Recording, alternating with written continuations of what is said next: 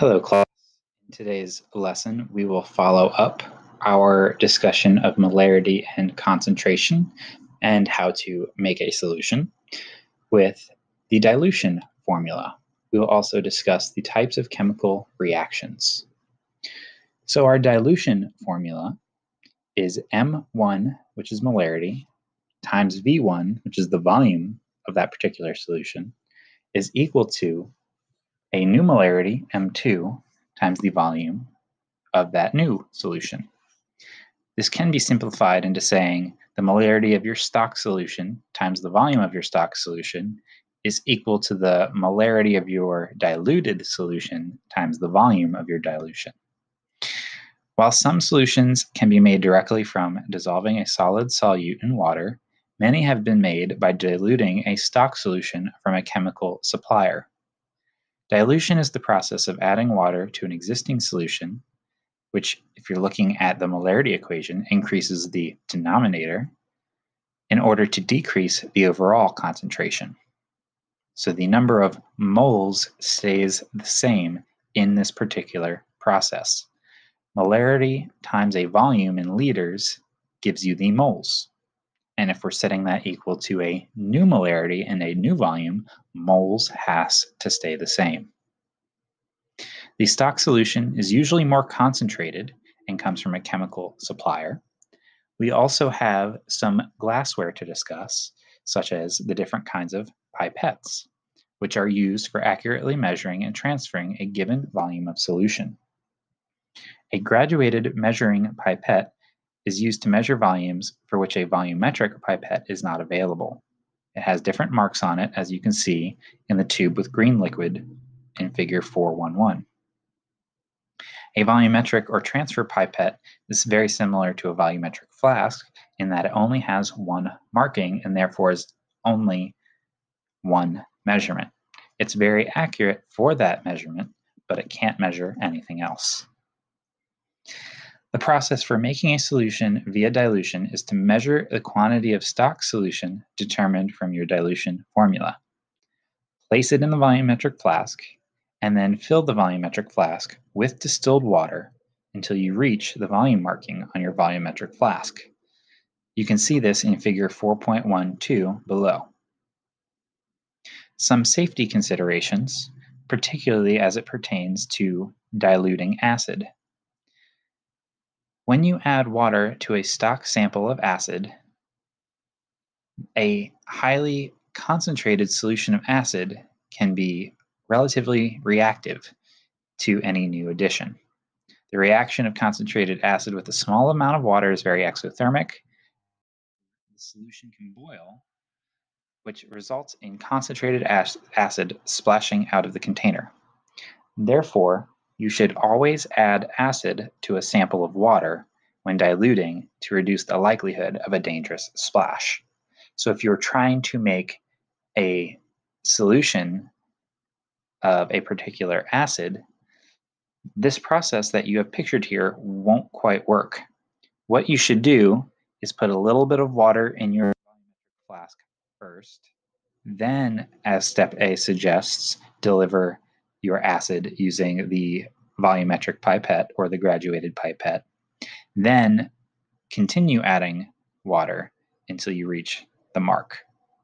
You might actually be able to see in figure 4.12 letter A that there is water at the bottom of that flask, but you do have to zoom in closely. So keep that in mind to avoid any unnecessary safety issues. So let's do a calculation with our dilution formula. What volume of 16 molar sulfuric acid must be used to prepare 1.5 liters of a 0.10 molar H2SO4 solution? Report your answer in milliliters. So here we are given the stock, which is usually the larger concentration. This is our stock. And the liter and molarity of our new solution that we want after dilution. So again, M1 V1 equals M2 V2. 16 molar times my volume of stock needed is equal to 0.10 molar times 1.5 liters. Now, to make this easier on myself, I'm going to divide both sides by 16 molar to cancel that out. And then I have to perform order of operations.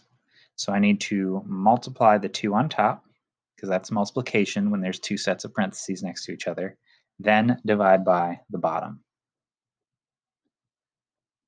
So here I have 1.5 times 0.1. And then I'm going to divide by 16. This is a really, really small volume. This is 0.009375 liters. So that is why they asked me to report in milliliters, so that way it's a little more tangible and easier to measure. So if I'm converting from liters to milliliters, I need to multiply by 1,000. 0.09375 liters, because if I check my units, dividing by a molarity cancels a molarity, and I'm left with liters. If I'm then going to multiply by 1,000 milliliters per liter, liters cancel, and I'm left in ml. So my final answer, when I multiply by 1,000, is 9.375 milliliters, but I need 2 significant figures here. My answer is 0.1 and 1.5. Those are 2 significant figures. So my final answer should be 9.4 milliliters. I need to measure out 9.4 milliliters of my stock solution and add it to 1.5 total liters of water. Or not 1.5, but bring it to a total volume of 1.5 liters of water. Okay, go ahead and try it on your own. For you, try it, set 6. Okay, welcome back. Now, hopefully, whether we are in the lab or doing it virtually, we can get some more practice at making solutions and familiarizing ourselves with the proper laboratory steps.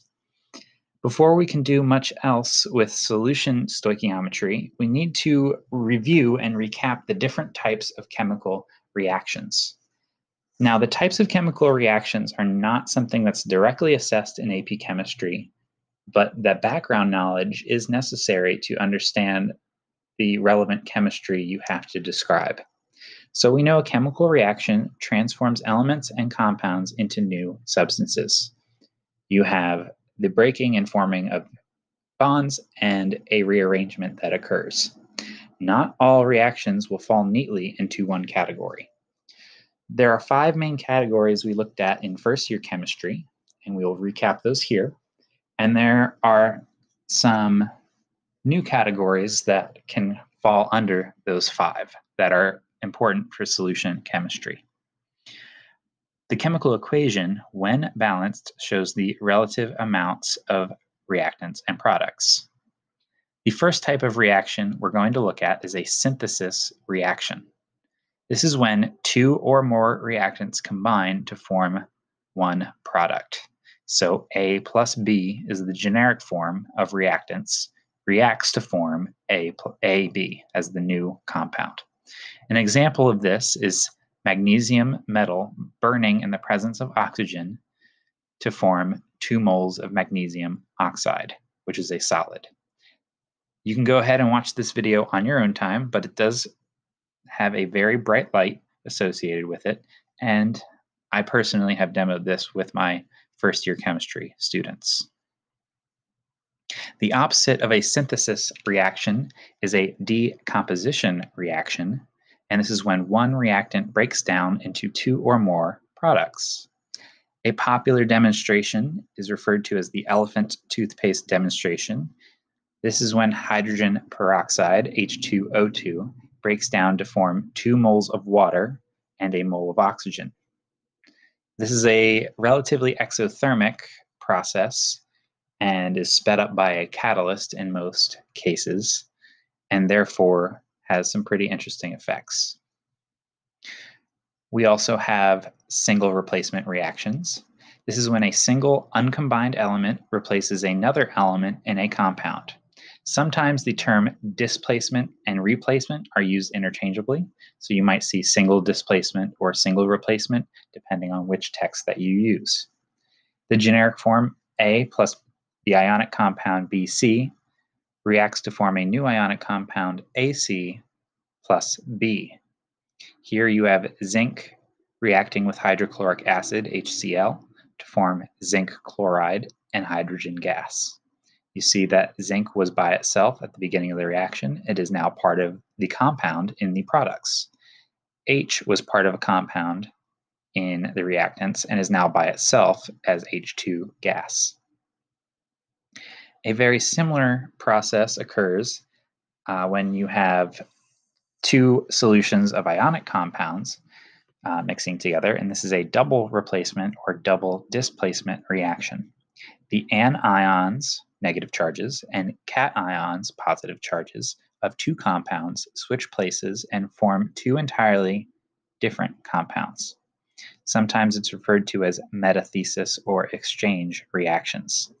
There are several subcategories of these that we will look at in this course. The generic form AB, ionic compound, plus another ionic compound, CD, reacts to form two new ionic compounds, AD plus CB. You'll notice here that lead nitrate and Ki react to form lead iodide. So iodine and nitrate switch places, and it also forms potassium nitrate. You'll see that it forms a solid in the form of a precipitate. We'll talk about precipitation momentarily, but this is a very good example here. A lead iodide precipitate. It's very beautiful and yellow, but it forms upon mixing solution.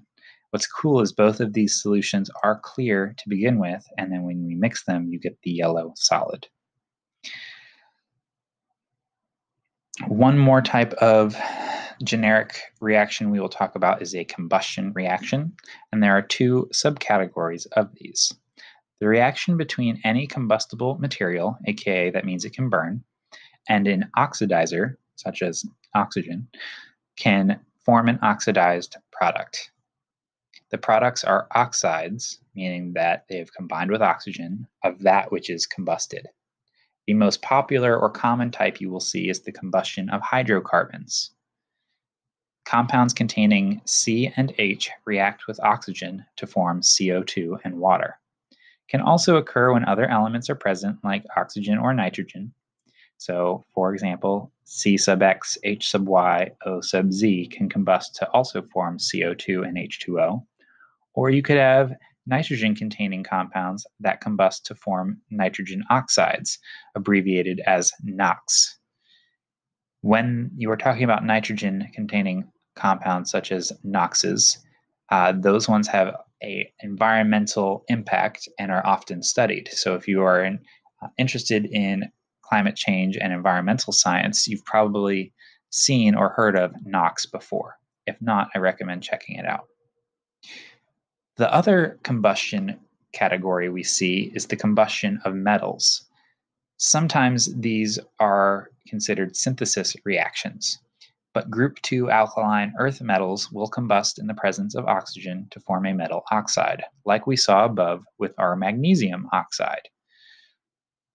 So the generic form for that equation is M plus O2 gives you MXOY, where M is the metal. As you can see, the combustion of hydrocarbons generic equation is C sub X H sub Y plus O2, which reacts to form CO2 and water. The example I have here, you can see there's quite a few molecules involved in this combustion of octane, which is an 8-carbon alkane. Let's check our time. Okay. When we're talking about types of solution reactions, precipitation reactions are going to be very, very important. I will fill you in on the background for them now, and then we will discuss our solubility rules and predicting solubility next time. So this is the first of a subset of double replacement reactions. When you mix two aqueous solutions, a double replacement reaction takes place and a solid will form. That is your precipitate. It is insoluble, meaning that it cannot be dissolved by water, which is why we end up seeing a presence of a solid at the end of the reaction. One laboratory method that we are going to use for reactions such as these is called gravimetric analysis. This is a laboratory technique that uses a Buchner funnel, which is a ceramic funnel that you put filter paper in the top of, and pour your mixture of aqueous and solid components through. These solid components are caught on the filter paper, and the aqueous parts of the mixture fall through the paper and down the funnel into a receiving flask.